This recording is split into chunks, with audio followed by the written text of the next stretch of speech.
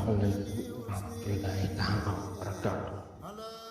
Ginnaaw bu ñu santee yàlla julli ci Yonent bi di sant Cheikh Ahmadou Bamba Xaadimu Rasuul te ñaanal Cheikh Mouhamadoul Mountakha suñu borom yàggal ko fi lool te wéral ko ak mboolem njabootu Sëñ Tuubaa gépp.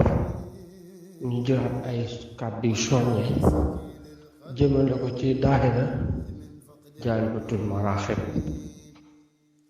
ñu di leen soññ ñu gën a góorgóorluwaat gën a takkaat laxasaay te sax ci liggéeyal Sëñ Tuubaa te jéem a daw seytaane te xàmme ay dogalam te jéem a roy lu rijaalullaahi te xasida gi ñu tuddee seen daayira mooy Jaalibatul Maraaxib képp ku ko jàng di nga bokk ci rijaalullaahi.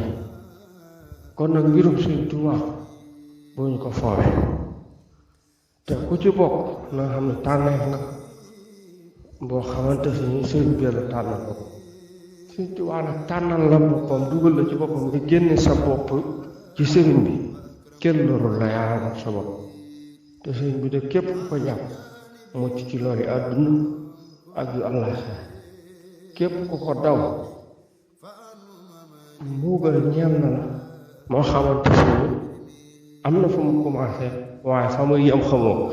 kon nag bu leen yàlla dimbalee ngeen bokk ci liggéeyu Sëñ Tuubaa bi nañ gën a góorgóorluwaat bu baax ndax gis nañ seen pëstéef gis nañ seen pas-pas. nañ gën a góorgóorluwaat te jàpp te yërëmante mag ñi yërëm ndaw ñu weeg mag ñi. yàlla leen yàlla defal jàmm ci barkeb Yonent bi sallallahu alayhi wa sallam barkeb Sëñ Tuubaa moom Cheikh Anta ba fépp fu ngeen bëgg a àgg sëriñ bi àggale leen fa ci barkeb Jaalibatul Maraaxib. jërëjëf.